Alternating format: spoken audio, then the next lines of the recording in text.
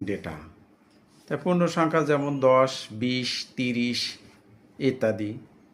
আর floating বা ভগ্নাংশ data হলো 0.10, 0.15, 0.30 এই ধরনের আর কি।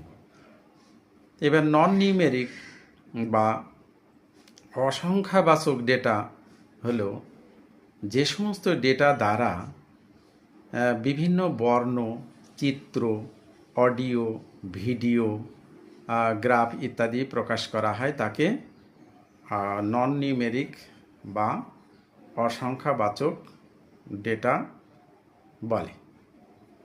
তো নন নিউমেরিক ডেটা আবার 3 রকম। 1 নম্বর ক্যারেক্টার বা অক্ষর। 2 নম্বর যে অক্ষর যেমন A, B, C, D, ক, খ ইত্যাদি।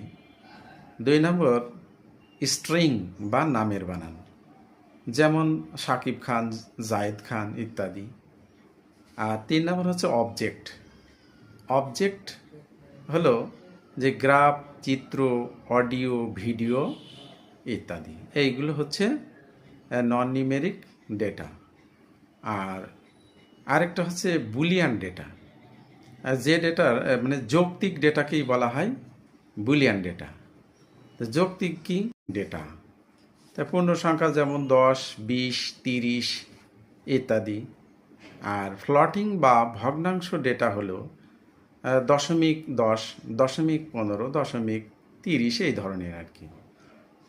এবার নন নিউমেরিক বা অসংখ্যাবাচক ডেটা হলো যে সমস্ত ডেটা দ্বারা বিভিন্ন বর্ণ, চিত্র, অডিও, ভিডিও, গ্রাফ ইত্যাদি প্রকাশ করা হয় তাকে নন নিউমেরিক বা অসংখ্যাবাচক ডেটা বলে। তো নন নিউমেরিক ডেটা আবার 3 রকম। 1 নম্বর ক্যারেক্টার বা অক্ষর। 2 নম্বর যে অক্ষর যেমন A, B, C, D, ক, খ ইত্যাদি। 2 নম্বর স্ট্রিং বা নামের বানান, যেমন শাকিব খান, জায়েদ খান ইত্যাদি। আর 3 নম্বর হচ্ছে অবজেক্ট হলো যে গ্রাফ, চিত্র, অডিও, ভিডিও ইত্যাদি। এইগুলো হচ্ছে নন নিউমেরিক ডেটা। আর আরেকটা হচ্ছে বুলিয়ান ডেটা। যে ডেটার মানে যৌক্তিক ডেটাকেই বলা হয় বুলিয়ান ডেটা। যৌক্তিক কি?